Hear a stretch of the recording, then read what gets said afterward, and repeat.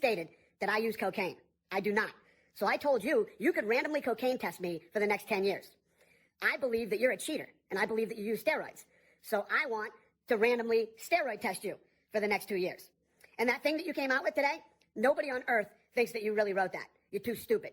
And for those of you that don't know, if you've ever watched one of his fights and you see when they do the stare down, the guy that's standing in the middle with the warlock nose and the big warlock wart on his face, apparently that's his manager. And that guy used to be an accountant for me. And let's just say this, he no longer works for me, and I think he's a scumbag. But if you two think that you can do it better than we do, we're doing this whole thing wrong, you can treat the fighters better than we do, knock yourself out. Go start your own business. It's easy to do. Go get the warlock on it. The warlock can get it started for you. What you and the warlock should be focused on is your business. You're tanking. You can't sell pay-per-views. You're calling out Jorge Masvidal because he's a pay-per-view superstar. Nate Diaz, Conor McGregor, Mike Tyson. These are all superstars. You're not. You can't sell pay-per-view. So you do whatever the hell you want to do. I'm ready to roll, buddy. I don't use cocaine. Do you use steroids? Let's do this, Jake. Jake Paul, he challenged Dana White to increase the minimum fighter pay to $50K. It's $12K right now. Guarantee UFC fighters 50% of UFC annual revenues. They made $1 billion in 2021. Provide long-term health care to all fighters. Apparently, Dana previously said brain damage is part of the gig. Imagine the NFL if they had said that. There are many UFC alumni who have publicly said they are suffering from brain damage. You have 5 days to accept and to implement the above by March 31st, 2022. Once implemented, I will immediately retire from boxing, enter USADA, and agree to a one-fight deal with the UFC to fight Weak Chin George. To all UFC fighters, time to take a stand and create value for yourselves and peers. You deserve higher pay. You deserve long-term health care. And above all, you deserve freedom. Support each other. I am not your enemy. I am your advocate who selfishly wants to KO a few of you to make some big bank. Well, I don't know who takes what. I don't know if Dana takes cocaine. I do wonder how Showtime are avoiding getting the finger pointed at them if there's this, with all the not yet specified details of Jake Paul's doping process. Is he getting tested? Is he using USADA? Because he's saying he would join USADA if Dana complies to all the points that he challenged him to. People keep talking about VADA and just overhyping it. Because unless you yourself pay out of your pocket, you're not getting extensive testing from VADA. And most of the athletes, whether they're UFC or boxers, they're just not going to pitch up the money to do all that. Why are they going to give this organization thousands of dollars out of their purses when they could use that bread? Whether they're dirty or not. VADA is overhyped. And the danger is they monopolize the whole thing. Oh, you're not VADA tested, you're dirty. That's a dangerous road to go down. And I've said that from a long time when everybody was hyping up VADA when they were popping a lot of people. Let's say about 2014, 2015, I think it was. Jake Paul's, is it 60,000? If that's what he done, people are talking about it like a flop. Now, for Showtime, it's not impressive numbers at all. But for Jake himself, it's not the flop you think it is. Once again, all these boxers say they're bosses, but we don't see their name on the paperwork. When Jake Paul fought in a rematch against Tyron Woodley, where he done 66,000 or whatever they said he done, his name is on the paperwork. See it there? Jake Paul. So he's not passing out that 25% promotional percentage to some promoter. That's his. That 25% is a lot of bread. It's a lot of bread. It's the equivalent of a lot of them rappers from the South who wasn't looking for record deals. They were just selling out their trunk, or some of them came from the West Coast, like Too Short. Just sell tapes and cassettes or vinyl from out the trunk. And if you sell 50,000 independently, without giving percentages to the record labels, to the majors, you're making more than people who are signed to major record deals. These people signed to major record deals, they go gold, they're waiting for royalty checks. Oh yeah, you make 0.09 of each vinyl. Good luck with that. Jake Paul said his goals for 2022, buy Mayweather promotion, save them from bankruptcy. 2, hire a stylist for Floyd Mayweather. take a selfie with Oprah, go to chiropractor to heal back from carrying the sport of boxing. Tony Bellew got mad at that and said you couldn't carry the jockstrap of a proper boxer, son. Please rephrase point 4. Be good if Tony offered him to a scrap. So what about these rumors about Mayweather Promotions not being financially stable? Yes, I'm happy to be back in Dubai. I talked about making an announcement. Myself, along with Ken from the Money Team in front row, Frederic, along with James McNair, and so many other pieces to the puzzle. We will be doing a special limited edition boxing showcase right here on the helipad, February 20th, 4 days before my birthday.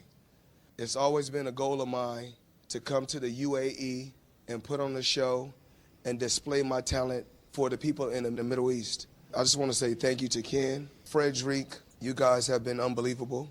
Thank you guys for believing in me. And we just want to entertain the people and give the people something to see. We haven't chose an opponent yet, but we will let the people know who the opponent will be. Any questions? So Floyd's back in the ring, another exhibition, this time in Dubai. He's 44 years of age. He's had exhibitions in Japan. He had one this year against Logan Paul. Who will his choice of opponent be? Why is Jake Paul saying he's going to dig Mayweather out of bankruptcy? What does he know about Mayweather's business? Well, Jake's brother Logan claims he hasn't been paid for the boxing match, for their exhibition in June. He's labelled Mayweather a weasel. The fight was a huge success, with reports suggesting they made $50 million from $1 million pay-per-view buys. Logan Paul was guaranteed $250,000 plus 10% of the pay-per-view money, which, if reports are accurate, comes out at $5 million. Mayweather is said to have been guaranteed $10 million plus 50% of the pay-per-view sales, which equates to $25 million. However, Logan Paul posted to Instagram accusing Mayweather of not paying him for the bout. The fight took place in the Hard Rock Stadium in Miami. Pay me my money, you fucking corny weasel of a human, at Mayweather, Paul wrote in his Instagram stories. Mayweather bragged he can make $50 million for just a regular fight, or he and Logan Paul can go out there entertained and make 9 figures, $100 million or more. Why hasn't Logan been paid? Whose end is the money supposed to come out? Who's supposed to pay him? Is it Al or Floyd? Is it Showtime? Whoever. Why is this the first Mayweather opponent we're here hasn't been paid? This is the first time we're hearing this. Where's the money? Where is the money? Well, Logan and Floyd will have to try and work that out amicably or in the courts. That's as far as I can go with that. I will say this though. TMT Promotions can no longer be considered a professional boxing promotional outlet right now. It's just a promotional outlet for Floyd when he fights. I don't think Floyd's going to do big numbers in this pay-per-view in February unless he's fighting somebody that the public are going to be like, oh, you're going to fight him even if it is an exhibition. People are saying, oh, Floyd shouldn't be doing this, he shouldn't be doing that, it looks bad. But he's not a Harvard grad. And this is the way he knows to make money while he's still able to do it, and that's going in the ring. And if he starts thinking like, oh, well, this looks embarrassing in front of everybody, then he won't do it. But, you know, with his mentality, he's just going to do it and ignore what people say doesn't look edifying or dignified. He's just going to go and make his money. But what does that do for TMT as a promotional outlet for professional boxers? They've got fighters on there. We just don't hear about them because they're not being promoted. The only face I saw in that press conference in terms of boxers was Floyd. I didn't see Tank, I didn't see Richardson or the other fighters on. I saw nobody. So they might be on the card, or they might use fighters from the UAE to fill out the card. And if Floyd is having financial difficulties and that's why he's taking the fights, or he just likes the money, I don't know. I just know TMT are not promoting their fighters. That's all I know. So while Floyd's been out there in the Emirates, he's also been overlooking Anthony Joshua trained over there. Now, Joshua's got the big fight coming up with Usyk. Big fight. And if Mayweather can do anything to raise his game even 5%, as a Joshua fan, we'll take it. So they're at the Binners Gym in the United Arab Emirates, Floyd and Anthony Joshua.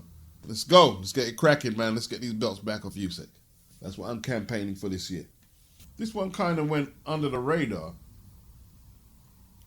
Bob Arum revealed in September of last year that Josh Taylor, Jamel Herring, and Terence Crawford are being advised by Daniel Kinahan. Now, I don't think Terence Crawford is officially with MTK like Josh Taylor or Herring, but he's definitely being advised by Kinahan. Arum said that Kinahan is irrelevant in a new deal involving 3 of Kinahan's fighters with Sky Sports. That may be true, but in the UK, he's definitely been doing a lot of work getting Sky fighters.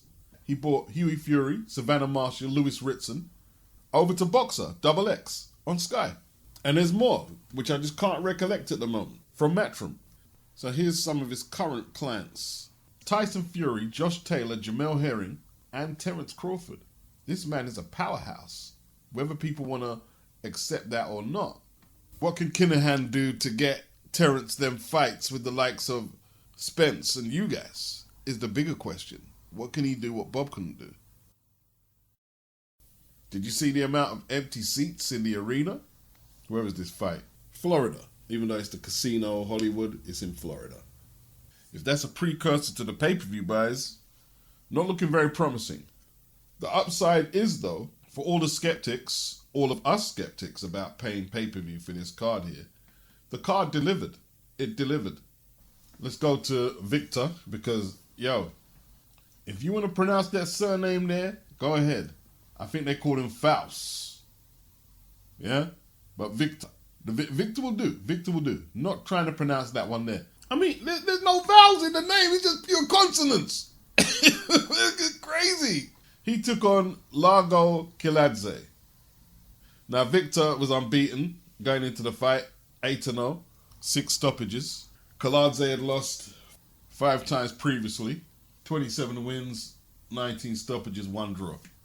Now, Viktor was the guy they wanted to win. He's from the Ukraine, 6'5", 81-inch reach. Well proportioned for a heavyweight. Now, while it was very exciting for the observer, for Viktor's trainer, promoter, manager, any potential financial backers, it was something akin to purgatory. They traded knockdowns, at least 6 knockdowns maybe, perhaps, in the 2 rounds it lasted. And when it looked like Largo, who was not the house favorite by any means, right? When it looked like Largo was getting to the guy, the referee, Samuel Burgos, kept warning him for rabbit punching and breaking up his flow. Now, I'm not saying you should be allowed to hit behind the back of the head. I'm saying if Viktor Consonance was throwing them punches at Largo, he wouldn't have been warned. And the stoppage in round 2, you can say, okay, he stumbled off balance, Largo, and he didn't respond how you wanted to the count. You can say that. But if that was on the other foot, you wouldn't have stopped that bout. And everybody wanted to see more. So it was a little bit of an anti-climax, the ending. But what a fight while it lasted. Viktor needs to go tighten up his defense, bro. Viktor Consonance needs to tighten up his defense. That's all I can say. Gerald Washington, with Buddy McGirt training him, lost to Ali Eren Demirezeen. Before the fight, I tweeted that if Ali fights out of a crouch and finishes his combos with left hooks, he'll more than likely beat Gerald Washington. And he stopped him in 8. Washington's eye was all banged up, really bad, about to shut. His gas tank was virtually spent. Ali, not the most athletic looking heavyweight. He gave up reach and height advantages. He was a little heavier. Washington started quick in the first round and his jab looked strong. He looked strong. And Buddy wanted him to push the guy back with his jab and not allow himself to be backed up. Because that's never a good look for Gerald Washington, to be backed up like that by aggressive opponents. But Ali took a very good shot. He was physically strong and he just kept plodding forward because he didn't have fast feet particularly, or fast hands. And you would have thought someone the size of Washington with the athleticism he has should be able to do a bit better, but Gerald is who he is. He is who he is. Buddy McGirt screamed at him midway through the bout, "Why are you backing up? Stop backing up. Push him back behind a jab." That may have been the strategy going in, and I'm not saying it's the wrong one. I certainly wouldn't argue with Buddy about strategizing for his fighters, but you have to wonder if coming forward, even if it's behind a jab, for Gerald was a good strategy for this guy here. Maybe they should have used hit and move tactics. Maybe. That would have served Gerald better. I don't know. The reason I say that, I would prefer Gerald moving voluntarily away from Ali than being forced to move away because he's trying to push him back but is unable to. Ali showed a good jab at times. Hard jab. Washington certainly had his moments. He landed, but he couldn't make a dent on the guy. It was a good fight to watch. So that's 2 fights I've seen on the card so far that I've liked. It was a good fight. Muhammad Ali's ex-wife, she came out congratulating DEMIREZEEN. I don't know what part she plays or how she's aligned to him. That was interesting.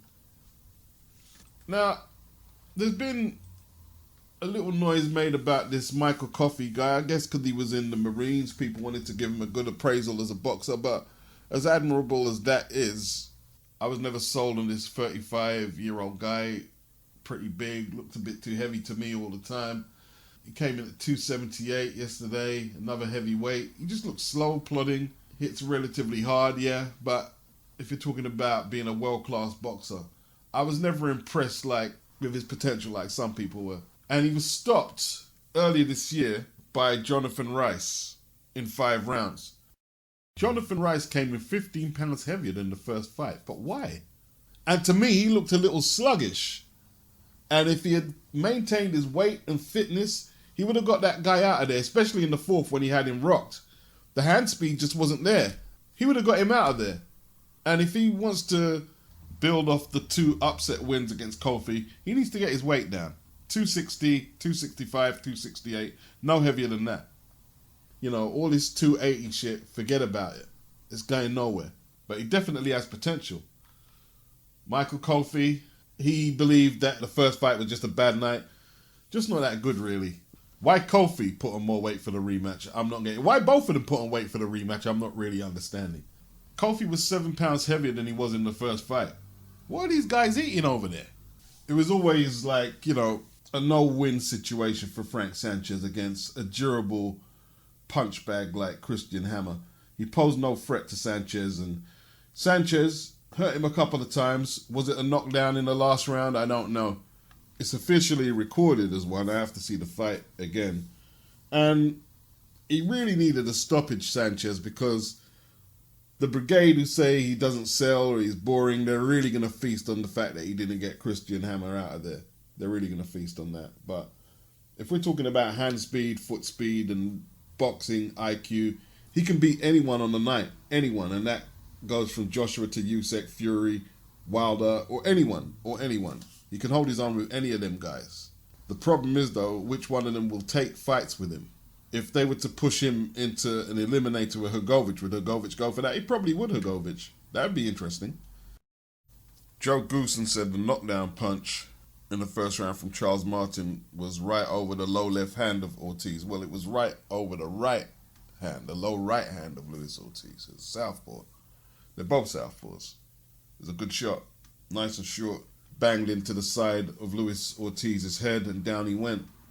I don't think Ortiz was hurt that bad, although he was on the back foot, and it's a judgment call whether Martin should have steamed in. Martin kept looking for that big left hand or a big right hand, and Ortiz had his eye on that all the time, and he was just defensively savvy enough not to walk into another one of them. I think one of the issues Martin ran into in this fight, he's not a combination puncher. He tried to play the single shot counter punch game with Ortiz, and probably weren't the greatest idea. He done well because he floored him, but I have a feeling Ortiz doesn't like volume. Second round was better for Ortiz. They both landed good shots. I'd say Ortiz possibly got the round. Ortiz's feet are terribly slow as well. Terribly slow. And he's 42, and he never has had really fast feet as a pro anyway. We know Martin took this serious. I mean, he came in 8 pounds lighter than he did for the Gerald Washington fight in 2020. Ortiz was 2 pounds heavier from when he beat Alexander Flores in November 2020. He's been inactive all year, as has Martin. PBC not keeping their fighters active at all. It's terrible, really. Third round, Ortiz was possibly a little more aggressive, a little more assertive behind his jab than Martin. Ortiz possibly took that. 4th round. Don't confuse this with the Wilder and Fury fight where they went swinging hell for leather. Ortiz and Martin, you can see the concentration etched on both their faces. This was an intriguing heavyweight chess match as both of them probed and searched for counters, hard counters. It was a good fight. Now, perhaps people don't throw in volume against Ortiz because of the poor quality of the position, who ain't capable of doing that, don't have the athleticism. And fighters in general these days, the heavyweights, are not as quick as they used to be. Or they don't want to get countered by throwing a whole lot of volume. But Charles Martin, to me, is just waiting too long for Ortiz. He's just waiting too long, playing this one-shot counterpunch game. But he had a case for taking the 4th. Ortiz went to the body. Quite an evenly matched contest so far, apart from the knockdown. But Charles is 35. Ortiz is 42. You've got 7 years on the guy. You need to set the pace here. If you're going to work behind the jab, like Manny Robles said, double it up. Double the jab up. But he was throwing these lead power shots and he often fell off balance when throwing them. Late in the 4th, though, Martin floored Ortiz with another right hand, and he didn't even put much power into it, and Ortiz was down. Ortiz didn't have much respect for his power, and it's possible at 42 and the 2 knockout losses against Wilder that his resistance to taking the lever is waning. It was just a stiff jab. So Martin's tactics have worked pretty well. They have worked pretty well. In fact, he's done better than most playing that counterpunch game with Ortiz. He's done better than most. Ortiz, he got back up, smiled it off. It was late in the round, so there wasn't much opportunity for Martin to inflict further damage. Ortiz is dangerous, but he's very beatable right now because we're seeing Martin actually beating him at his game at times because he beat Ortiz to the jab here. And that's timing, and that's Ortiz's game, is timing. This is an old fighter in regression. Still dangerous, but he's in regression. PBC need to cash him out and try and get him into some big fights, really. There's no point having him pottering about taking on the likes of Alexander Flores. Need to cash this guy out. Perhaps Ortiz being a southpaw, maybe one of the few times in his career facing another southpaw, is just giving him all types of issues. Martin, he raised his hand up at the end of the round, I believe, like he's got this. It's funny, Lennox Lewis was commentating with Joe Goosen and Brian Kenny. I can't recall Lennox ever facing a southpaw as a pro. The Michael Moorer fight never came about. There was never no real call for it. But he did vacate the IBF belt rather than fight his mandatory Chris Bird. And it was Holyfield and Chris Bird who fought for that vacant belt, and Chris Bird won it. Martin came out for the 5th round. I'm not going to say he was passive, but if Ortiz is feeling any fatigue or if he can't hold a shot, he's giving him too long to recover. So, a minute or so into the round, Ortiz is coming forward and trying to throw big to the body, and he's done some good body work through the fight, Ortiz.